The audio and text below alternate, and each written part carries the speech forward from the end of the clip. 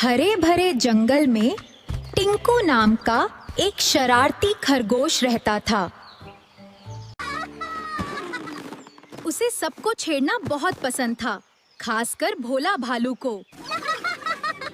एक दिन चीकू ने चुपके से गोलू की पूंछ में एक रंग बिरंगा गुब्बारा बांध दिया। जैसे ही गोलू आगे बढ़ा, धड़ाम! भोला थोड़ा चौंका, लेकिन उसे गुस्सा नहीं आया। उसने टिंकू को पकड़ लिया और तालाब के ऊपर लटका दिया। टिंकू डर गया और बोला, भोला भैया, माफ कर दो, अब मैं शरारत नहीं करूंगा। भोला मुस्कुराया और बोला, मजाक करो, लेकिन किसी को डराओ मत। फिर दोनों जोर जोर से हंसने लगे और अच्छे दोस्त बन गए।